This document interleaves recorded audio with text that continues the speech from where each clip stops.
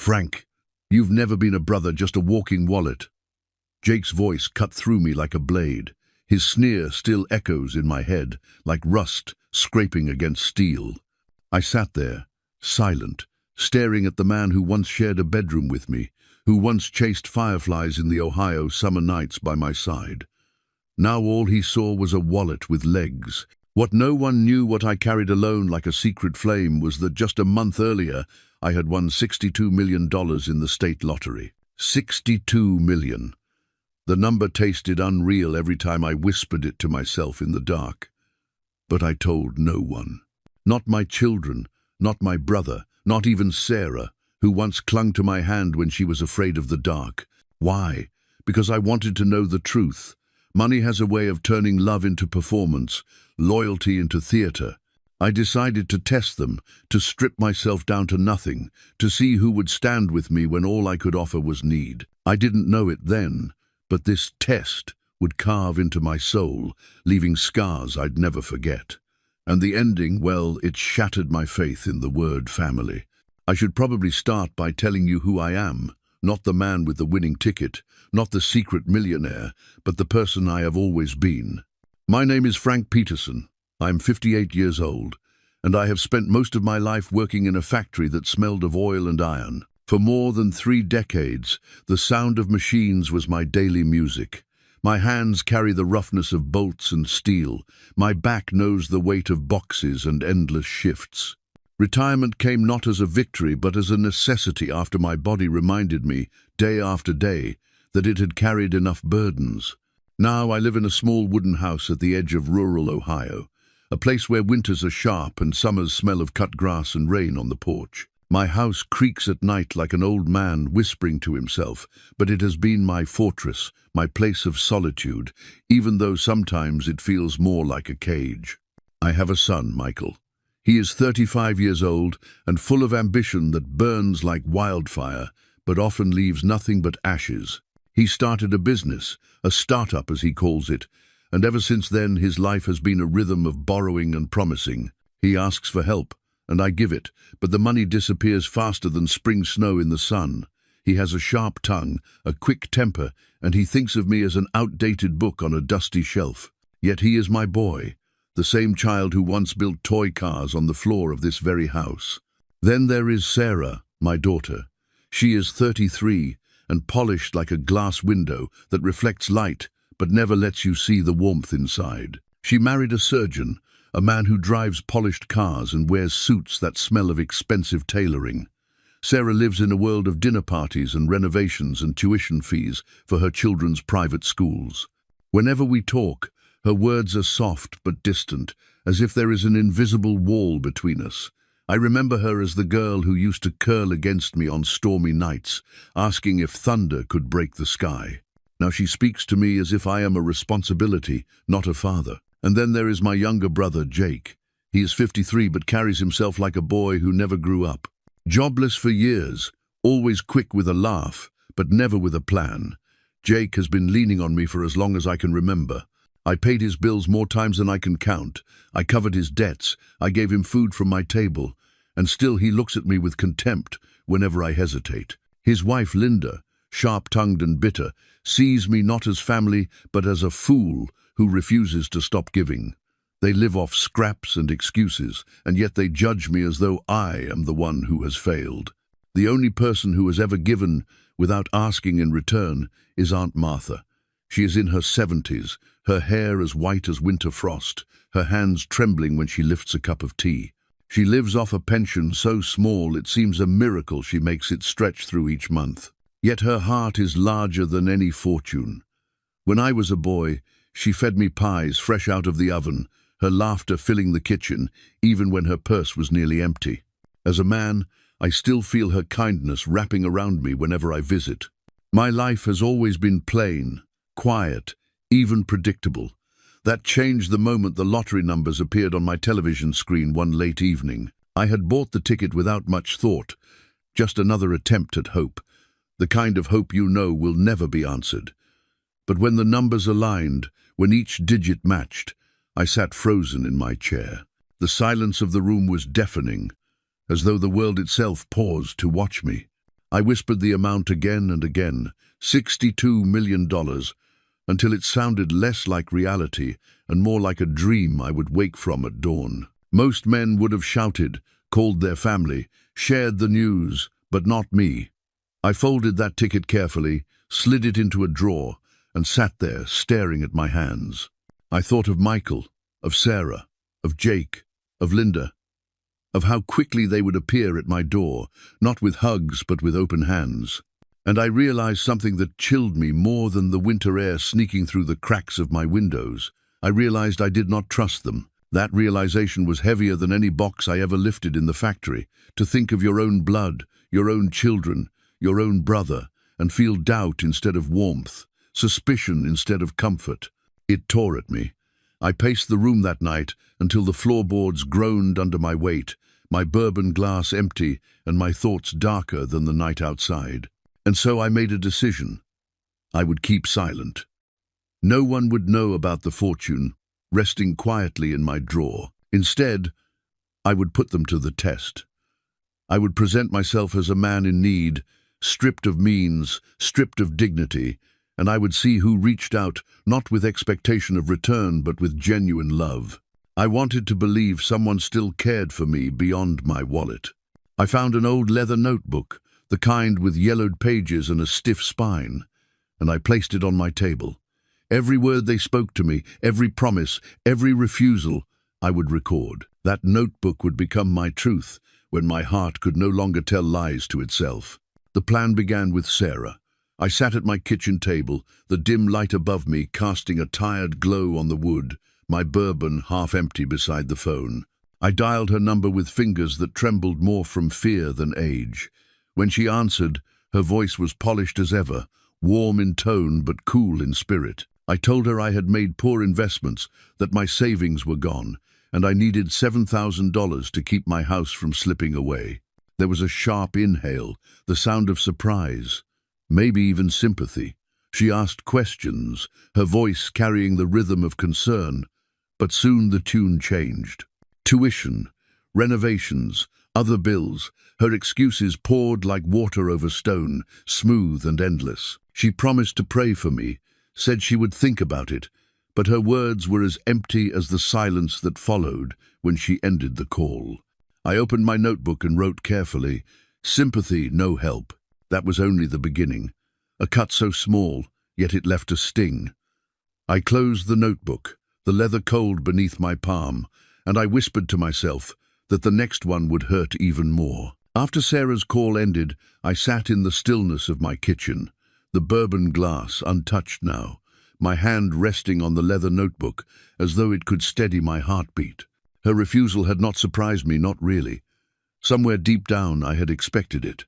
Still, there is something cruel about hearing your own child speak of bills and renovations while you confess fear of losing the roof over your head. Her sympathy had sounded polished, almost rehearsed, like the soft music played in expensive lobbies that fills the silence without touching the soul. I wrote the words slowly, "Sympathy, no help," and I stared at them until the ink blurred under my tired eyes. But the test had only begun. I knew the next call would cut deeper. Jake, my younger brother, the boy who once ran barefoot beside me through muddy fields, chasing the same dragonflies, now a man who carried nothing but complaints. I dialed his number as the sun dipped low, casting orange shadows across the porch where I paced like a prisoner in his own yard. When Jake answered, his laughter filled the line before I had even spoken, as though the world was nothing but a joke meant for him. I told him the same story, that I had lost everything in bad investments, that I needed $7,000 to hold on to my home. His laughter grew sharper, almost mocking. $7,000, he said, the words dripping with disbelief. "Frank, I don't even have 700 to my name." He chuckled as if my struggle was a story meant to entertain him. Then he added, "Sell the house, brother. It's old anyway. Start fresh somewhere small." I gripped the phone so tightly my knuckles whitened. Start fresh. At nearly 60 years old, where exactly did he think I could start? His voice carried no concern, no brotherly warmth, just deflection, as if my need was an inconvenience. When he hung up, I wrote in my notebook with steady letters. Deflection, empty words. The kitchen felt colder after that call. I poured another bourbon, the amber liquid catching the light like a flame I could not swallow fast enough. My hands shook not from the drink, but from the realization that blood could feel so thin, so watered down by greed and indifference. Still, there was one more name on my list before I could rest for the night. My son, Michael. Calling him was harder than calling anyone else. He had been the boy I held on my shoulders at county fairs, the boy who once told me he wanted to be like me when he grew up. Yet in recent years, every conversation had turned into a request for money, a negotiation where love was buried under invoices and leases. I waited until the sky outside turned indigo, the first stars appearing, before I pressed his number. His voice answered quickly, clipped and impatient, as if he were already halfway through another task. I told him my story, the same one I had given to Sarah and Jake. I said I needed $7,000 to keep my house. He was silent for a moment, then his words came like knives. Dad, you're too old to be gambling on investments. What were you thinking? I've got payroll, I've got leases, I've got people depending on me. I can't help you. There was no hesitation in his refusal, no pause of thought, only criticism, sharp and cold. I bit down on my tongue to keep from saying what burned inside me, that I had given him money countless times, that my pension had patched the holes in his grand plans, that my sacrifices had fed his ambition. But I stayed silent. He ended the call quickly, his tone carrying annoyance rather than concern. In my notebook, I wrote with a heavy hand, criticism, flat refusal. I stared at the page, the 3 entries lined up like wounds. Sarah's sympathy, Jake's deflection, Michael's criticism. Each one sliced away another piece of the hope I had carried. I thought perhaps I should stop then, close the book, pour another drink, and bury the pain. But one more voice remained, not family by blood, but by circumstance. Linda, my sister-in-law. She answered the phone with a tone as sharp as the edge of a blade. When I told her the story, she did not pause to pretend. She laughed, a bitter sound that scratched against my ears. "You should sell that little shack of yours," she said, her words drenched in scorn. "Maybe then you'll learn to live within your means." Her cruelty left no space for doubt. I wrote in my notebook, "Scorn no help." Then I closed it with a snap, the sound echoing in the empty room like the crack of a whip. The night pressed in heavy around me. The porch light flickered, casting long shadows that seemed to mock my solitude. I stepped outside, the cool air biting my skin, and I looked up at the sky. The stars above had seen generations rise and fall, and yet here I was, a father, a brother, a man who had given more than he had ever kept for himself, standing alone with a secret fortune hidden in a drawer and a heart bruised by those I had trusted most. I paced the porch, the wood groaning under my steps, and I thought of Aunt Martha. She had always been different. While others asked, she gave. While others judged, she listened. My hand trembled as I dialed her number, the last name in my silent test, the final chance for my faith in family. I told her the same story, my voice hoarse now, the words tasting bitter. I said I needed $7,000. She did not laugh, she did not criticize, she did not hide behind excuses. Instead, she said, "Frank, I don't have 7,000, but I can give you 3. It's nearly all I have, but you need it more than I do." Tears filled my eyes before I could even thank her. My throat tightened, as though the truth of love itself had wrapped around me. $3,000. Nearly everything she had, offered without hesitation, without fear of never seeing it again. In my notebook, I wrote through blurred vision, gave nearly all she had, no hesitation. That night, I learned something I had always suspected but never dared to face. The ones with plenty often give nothing, while the ones with the least give everything. My family, the people I had raised, the brother I had carried, the sister-in-law I had tolerated, all turned their backs with words that cut like glass. And yet the frail woman living on scraps of pension reached out with a generosity that glowed brighter than any fortune. I blew out the candle that flickered beside me, the smoke curling like a whisper into the dark. I closed the notebook and pressed it to my chest. Tomorrow, I promised myself, tomorrow I would no longer wonder where I stood. Tomorrow, the test would become the truth they could no longer escape.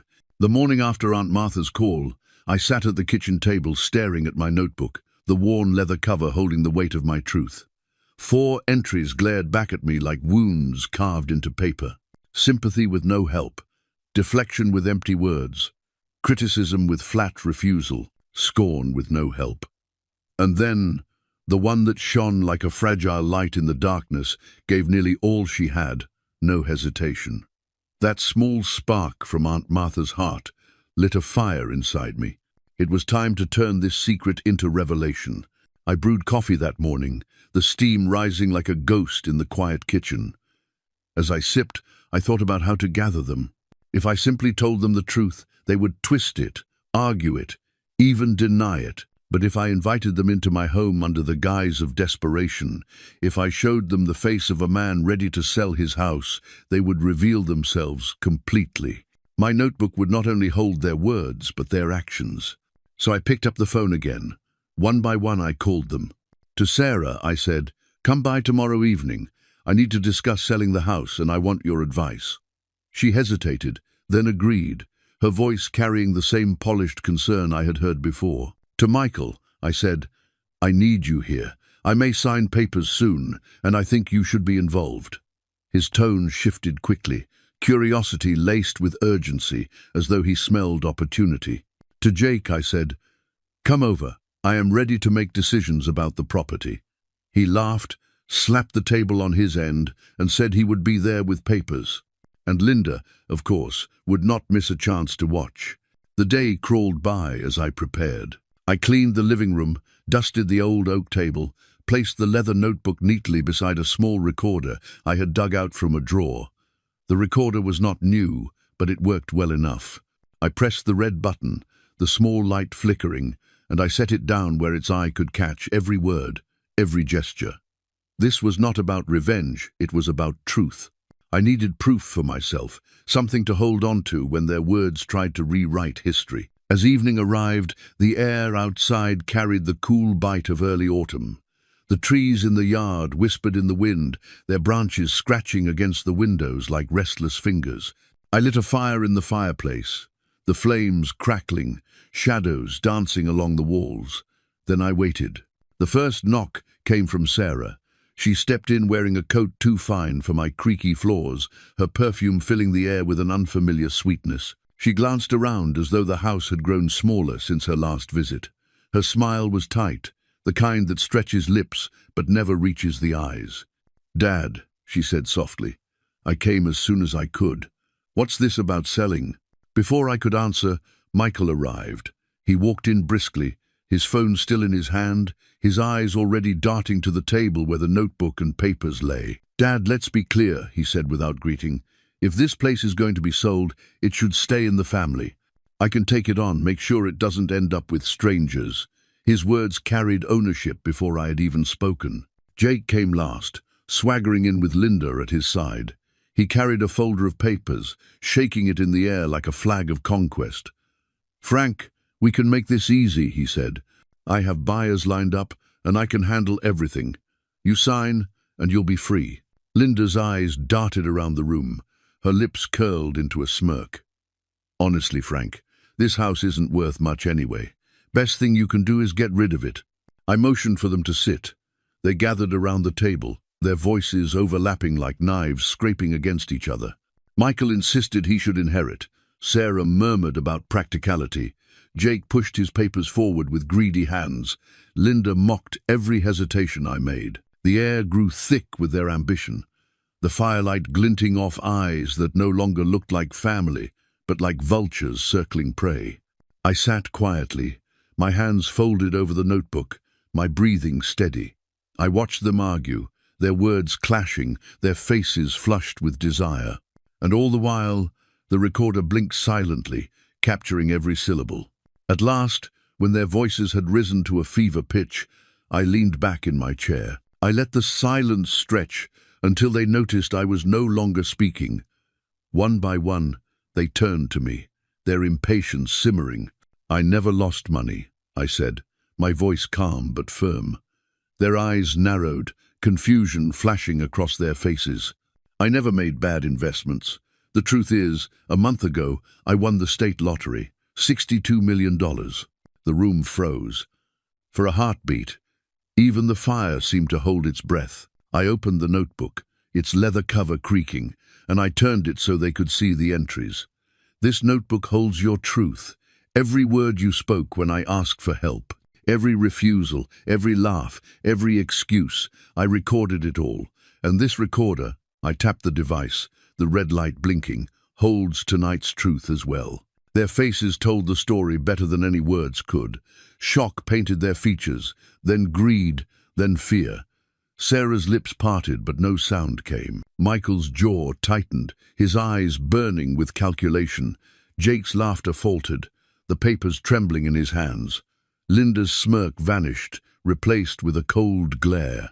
In that moment, the silence was louder than their arguments had ever been. I felt something inside me settle, a weight lifting. For once, I was no longer the walking wallet. I was the keeper of the truth, and they could not escape it. The silence that followed my revelation stretched across the room like a rope pulled tight, ready to snap. I sat still, watching each of them wrestle with their thoughts, their greed colliding with the sudden awareness that their words were now etched into my notebook and captured by the recorder's blinking eye. It was as though I had placed a mirror in front of them, forcing them to see their reflections, stripped of pretense. Michael was the first to speak, his voice low but sharp, like a blade sliding from its sheath. "Dad, if this is true, and I mean if you can't just throw this at us like some kind of trick, you've got to think carefully. A fortune that size could ruin you if you don't let someone responsible handle it. You know I've got business sense. I could manage it for you, keep it safe, make it grow." His words sounded practiced, almost rehearsed, as though he had been waiting for an opportunity like this his whole life. I turned to him, seeing not the boy who once tugged at my sleeve at carnivals, begging for cotton candy, but a man whose ambition had swallowed his heart. "Manage it for me?" I said slowly, letting the words hang. "Son, you couldn't manage to lend me $7,000 when I asked." His face flushed, his mouth opening to argue, but I raised a hand and he fell silent. Sarah leaned forward then, her voice trembling, though whether from guilt or calculation I could not tell. "Dad, maybe Michael's right. Money like that, it's dangerous. People will come after you, try to take advantage. If you let Jake or Michael help, at least it stays in the family." She avoided my eyes as she spoke, her hands twisting in her lap. I looked at her, my daughter, the girl who once hid her face in my chest during thunderstorms. "You spoke of tuition and renovations when I asked for help," I reminded her, my voice soft but steady. "Now suddenly you worry for me, or is it for what you might lose if I don't let you close enough to the money?" She lowered her gaze, cheeks burning, but said nothing. Jake, never one to stay quiet for long, slapped the table with his open palm. "This is insane, Frank. $62 million. You can't just drop that on us and sit there. You need family to guide you, or you'll lose it all. I've got connections, people who can make this work for you. Sign some papers with me, and we'll secure everything." His voice shook with urgency, his bravado cracking under the weight of his desperation. I leaned forward, my eyes locked on his. "When I called, you laughed at me, Jake. You told me to sell this house and start over. You said you didn't even have $700. And now you speak of connections. What you wanted was never my safety, it was always your gain." Linda, who had been quiet until then, suddenly spat out her bitterness. "You're enjoying this, aren't you, Frank? Playing games with us, making us look like villains while you sit on a fortune. Do you think you're better than us because you bought a lucky ticket? Money doesn't make you holy. It makes you selfish, hiding it while your own family struggles." Her voice was sharp, slicing through the tension like broken glass. I turned to her calmly. "Selfish? I gave Jake food when he had none. I paid his debts more times than I can count. I lent Michael money for his business, knowing I'd never see it again. I gave Sarah what I could whenever she asked, no questions. And when I needed help, not one of you offered me more than excuses or laughter. Only Aunt Martha, living on scraps of pension, offered nearly everything she had without hesitation. Tell me, Linda, who here is selfish? Her mouth opened, but no answer came. The room trembled with the crackle of the fire, the shadows dancing across faces, twisted by shame, anger, and fear. I stood then, my hands firm on the notebook. I never wanted this test to end like this. I wanted to believe that love still lived in this family, that somewhere beneath the demands and the judgments, you cared for me as a father, a brother, an uncle. But what I have seen is greed, dressed as concern, contempt, dressed as advice, and I will not let it poison the rest of my life. Michael pushed back his chair, his voice rising. So what now? You cut us off? You hide behind your notebook and let us suffer while you sit rich and alone? His words were desperate, edged with anger. I looked at him with a steady gaze. You are not suffering, Michael. You have your business, your life. Sarah has her husband, her children. Jake has his choices. What you wanted was my money, not my love, and I am done being a walking wallet. The silence that followed was heavy, suffocating. No one moved, no one spoke. The fire popped, a log collapsing into embers, as though the house itself exhaled. Finally, I closed the notebook with a firm snap and slid it into a drawer. The truth is written, I said quietly, and the truth will remain long after tonight. You can leave now. And they rose reluctantly, their faces pale, their eyes darting with unspoken words. Sarah left first, her heels clicking softly against the floor. Michael followed, his shoulders stiff, his jaw set. Jake muttered under his breath, cursing, while Linda glared at me as though I had stolen something from her. When the door closed behind them, I sank back into my chair. The house was silent again, save for the fading crackle of the fire. I poured myself a glass of bourbon, lifted it to the light, and whispered to the empty room. I lost my family tonight, but perhaps I finally found myself. The recorder's red light blinked one last time before I turned it off. The truth was mine now, sealed in ink and tape, unshakable. And as the night stretched on, I felt both the deepest sorrow and the faintest glimmer of peace. The house was quiet again after they left, but it was not the kind of quiet that brings peace. It was a silence heavy with memory, as though their voices still lingered in the walls, clashing with the crackle of the fire that slowly dimmed to embers. I sat in the same chair for what felt like hours, my hands still resting on the table, the weight of the notebook pressing down on my palm. The recorder sat there too, its little light now dark, but its memory filled with the words that had broken me. I thought back to the man I had been only weeks ago, before the numbers on that lottery ticket aligned like fate written in stars. I was a simple man then, living quietly in my wooden house, carrying the aches of decades spent in a factory, finding solace in small routines, a walk to the diner for breakfast, a chat with the mailman, of evenings on the porch, listening to crickets. I had believed that while money could never buy love, it could at least support it, feed it, give it room to grow. I had been wrong. That night, with bourbon warming my throat, I realized that my fortune was both a gift and a curse. It had given me the truth, stripped away illusions, but it had also shattered the fragile bond I once called family. I had seen their faces when I revealed the truth, the greed, the fear, the shame.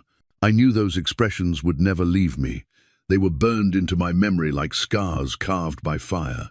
The next morning, I made a choice. If I could not have their love, then I would no longer let them feed on me. I called my lawyer, an old friend named David, who had helped me years ago when I bought this house.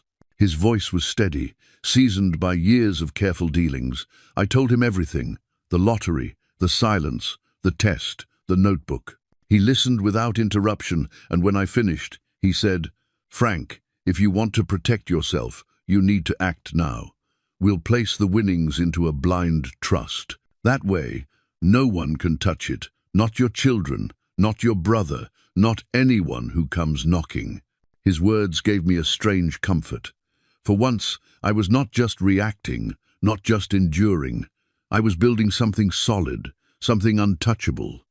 I met him at his office that afternoon. The room smelled faintly of old paper and polished wood, the walls lined with shelves heavy with books. He guided me through documents thick with legal language, and I signed them carefully, each signature feeling like a brick laid in the foundation of my new life.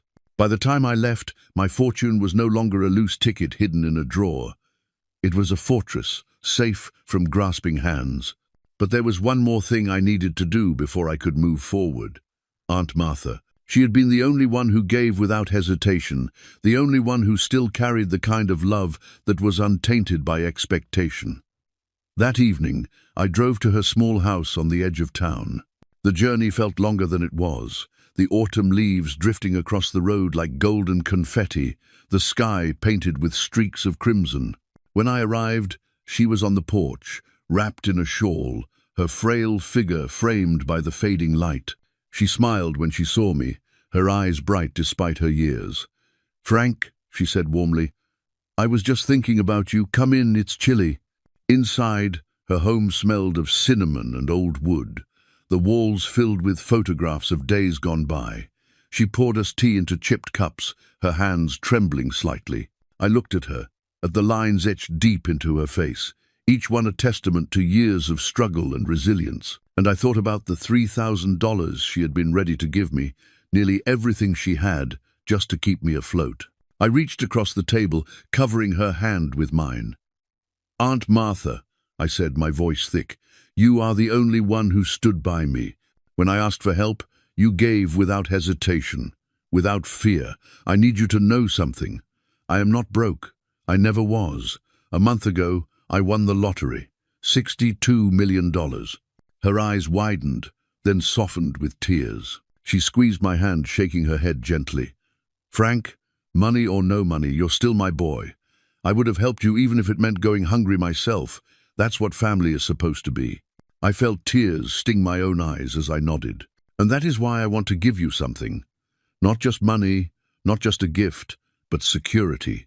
You'll never have to worry about bills or food again. You'll live comfortably, the way you deserve." At first she resisted, shaking her head, saying she didn't need it. But I insisted, explaining that it was not charity, it was gratitude, it was love. Eventually she relented, tears sliding down her cheeks as she whispered, "Thank you, Frank. Not for the money, but for remembering what matters." That night, driving home, I felt lighter. The road stretched ahead of me like a ribbon, leading to a future I had not dared to imagine. For the first time in years, I was not haunted by the demands of others. I was free. In the weeks that followed, I cut off all financial support for Michael, Sarah, Jake, and Linda. Calls came, at first curious, then desperate, then angry. I did not answer. Letters arrived, filled with accusations and pleas, but I left them unopened. My lawyer handled the rest, shielding me from their grasp. I poured my energy instead into repairing the house, not to sell, not to escape, but to make it a home again. Fresh paint on the porch, new curtains in the windows, a garden planted with roses Aunt Martha loved. Slowly, the house that had once felt like a cage became a fortress of peace. I spent mornings walking to the diner, afternoons reading in the sunlight that streamed through the windows, evenings by the fire with no voices but my own. Loneliness lingered at times, but it was a different kind of loneliness, one chosen, one honest, not the loneliness of being surrounded by people who saw only your wallet. I had lost my family, yes, but perhaps I had gained something more fragile and more precious, myself. The first weeks after cutting ties with my children and my brother were like stepping into a world both silent and unfamiliar. The phone, once a constant source of demands, grew quiet. No more late-night calls from Michael about payroll emergencies. No more sharp-toned requests from Sarah disguised as family updates. No more laughter from Jake that always carried the shadow of debt. My house, which had once echoed with the voices of those who took more than they ever gave, now carried only the hum of the refrigerator, the groan of the floorboards, and the occasional crackle of the fire. At first, I mistook that quiet for emptiness. I woke some mornings with a heaviness in my chest, a whisper of doubt that perhaps I had been too harsh. Blood is blood, after all, and there is a weight to cutting it away. I would sit on the porch with my coffee, the sun just climbing over the horizon, and wonder if they were sitting in their own kitchens cursing me, or if they were simply moving on, already plotting new ways to circle back into my life. But then, as the days stretched into weeks, something shifted. That silence became less of a wound and more of a balm. I began to hear things I had long forgotten, the rustle of leaves in the yard, the sound of a train passing in the distance, the low rumble of thunder that rolled across the plains before a storm. These were the sounds of my own life, not drowned out by the noise of others. I realized I had been living as a servant to my own family's demands, and now, for the first time, I was living for myself. Still, loneliness has a way of creeping into the corners of a man's heart. Some nights, as I sat by the fire, bourbon glass in hand, the shadows on the wall seemed to take the shape of the people I had lost. I would see Michael's determined jaw, Sarah's polished smile, Jake's careless grin, and I would feel the ache of what might have been. I would ask myself if perhaps I had failed them, if perhaps I had raised them in a way that taught them to take rather than give. Those thoughts cut deeper than any refusal ever had, because they forced me to confront not just their choices, but my own. It was during one of those nights that Aunt Martha called me. Her voice, though frail, carried a strength that steadied me. "Frank," she said gently, "you did what you had to do. Sometimes love is not about giving endlessly. Sometimes love is about letting go, about refusing to let others drag you down. You gave them enough.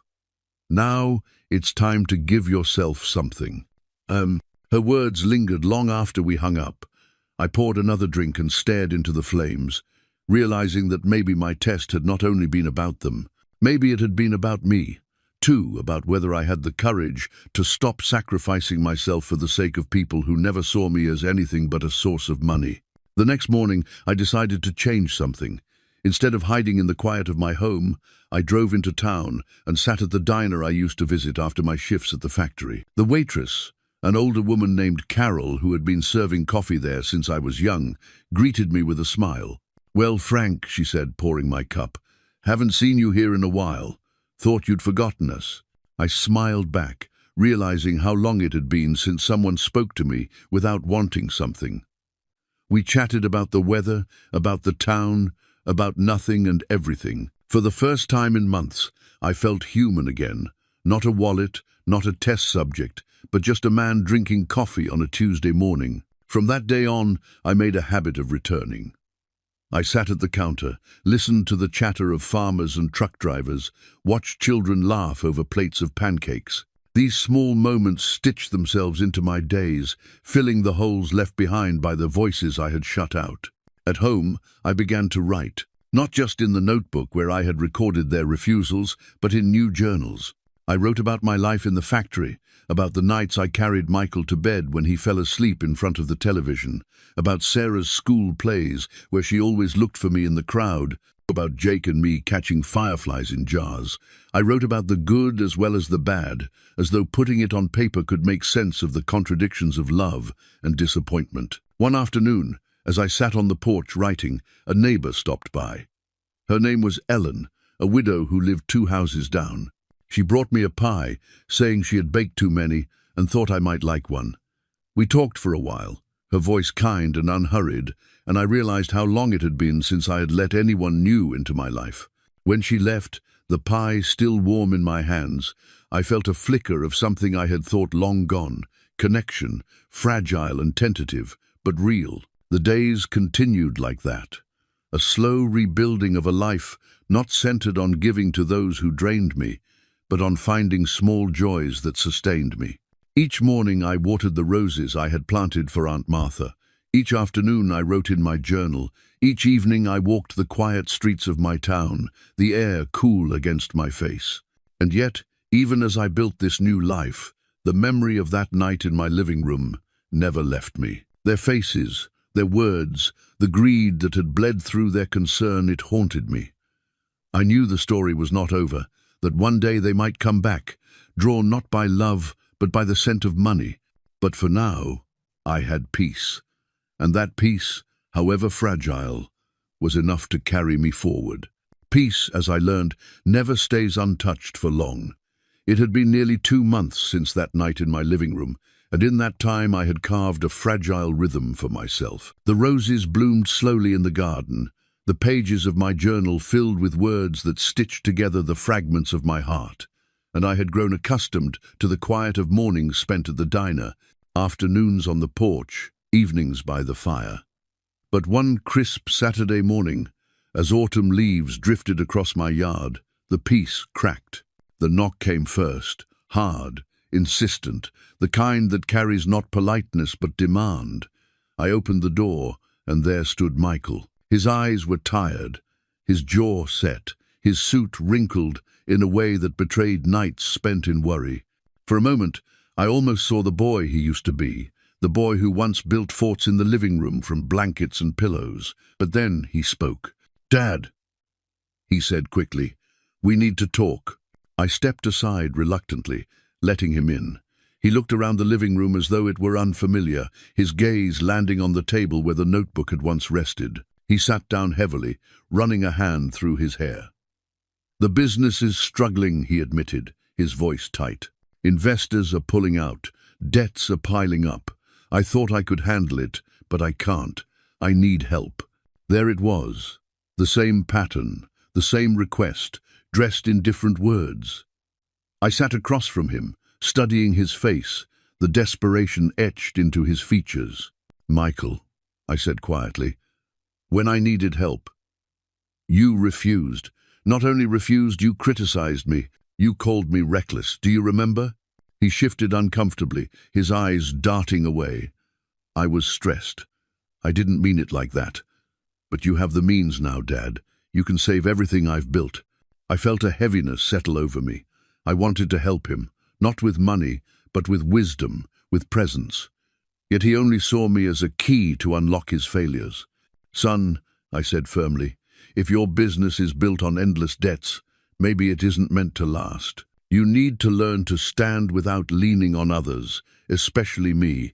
I will not fund this. I cannot." His face hardened, the desperation turning to anger. "So that's it? You let me drown while you sit here comfortable? You've turned your back on your own son?" I swallowed the sting of his words, but I did not falter. "No, Michael, you turned your back the moment you chose money over family. I love you, but I will not be your crutch any longer." He stormed out, the door slamming behind him, leaving the house trembling in his wake. I sat there for a long time, the echo of his anger lingering like smoke. A week later, Sarah came. She arrived in her polished car, her coat wrapped tight against the wind, her expression carefully composed. She stepped inside, her perfume filling the air, and sat down without waiting to be invited.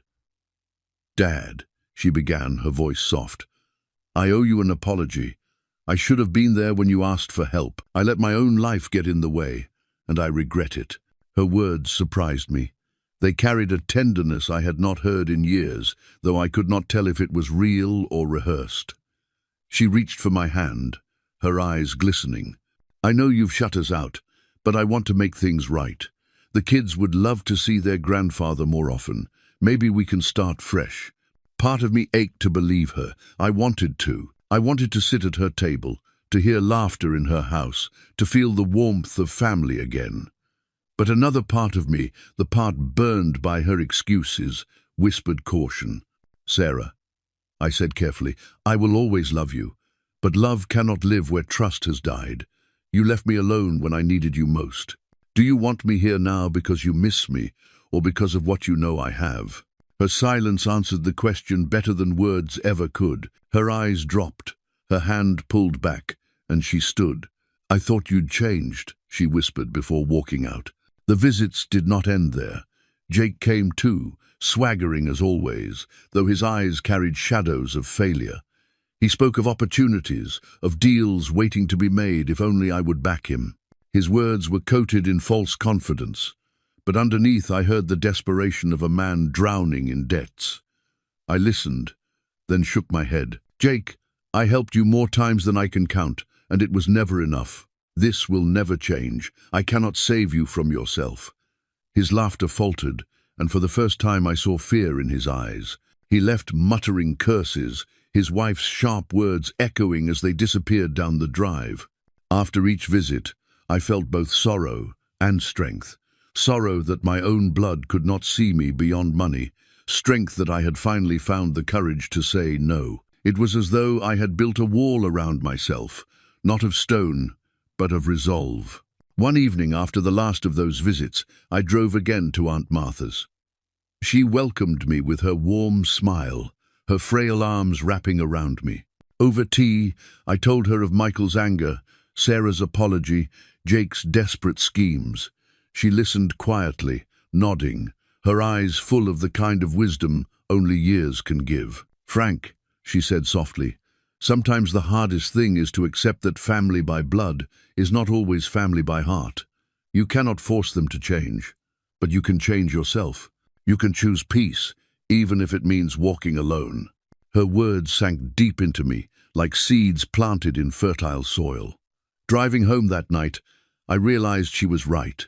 I could not rewrite who they were, but I could write who I would become. The house no longer felt like a cage. It felt like mine.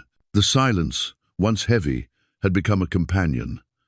I spent more time in the garden, more time writing, more time noticing the small details of life that I had overlooked while drowning in demands. The creak of the porch swing, the way the sunlight fell through the window in the late afternoon, the laughter of children playing in the distance. These were riches too, though not counted in dollars. I had tested them and lost them. But in losing them, I had found myself. Winter arrived in Ohio with its sharp winds and blankets of snow, covering the fields and rooftops in white silence. My house groaned under the weight of the cold, the old wood creaking at night as if the walls themselves were shivering. Yet, despite the chill outside, I found a warmth within that I had not felt in years. It was not the warmth of crowded family dinners or the noise of children running through the house. It was the quiet fire of peace, of finally living without chains. The days were slower now, but I savored them. Each morning I shoveled snow from the porch, the air biting at my face, the sky, a pale grey, stretched endlessly above. I would come inside, make coffee, and sit by the window, watching the world wake. Sometimes neighbors passed by, waving as they walked their dogs or carried groceries, and I would wave back, realizing that community could exist outside of blood. I often thought of my children during those mornings. I wondered how Michael was managing without my constant help, if Sarah was still wrestling with her polished life, if Jake had finally faced the weight of his choices. At first, those thoughts carried pain, but over time they softened. I no longer felt anger. Instead, I felt a strange kind of mourning, as though I had buried something that had never truly lived. What surprised me most was how my heart began to open in unexpected ways. Ellen, the widow from down the road, stopped by more often. Sometimes she brought soup or cookies, sometimes just herself, with stories about her garden or her grandchildren. We would sit at the kitchen table sipping tea, and her laughter would fill the house in a way I had almost forgotten laughter could. She never asked about money, never hinted at my fortune. She only cared to share a moment, a story, a smile, and in those moments I felt alive in a way I had not felt for decades. One evening, she asked me to join her at the community center, where local families gathered for a holiday dinner. At first I resisted, thinking I had no place there, but she insisted. "Frank, you've been alone too long," she said gently. "Come sit among people who want nothing but your company." So I went. The center buzzed with warmth and chatter, children running with plates of cookies, old men playing cards at the corner table, women trading recipes over steaming bowls of soup. No one knew of my fortune. No one looked at me as anything but Frank, the quiet man who lived down the road. For the first time, I felt the weight of money dissolve. I was just myself, stripped of secrets and tests. That night, as I walked home under a sky full of stars, I realized something important.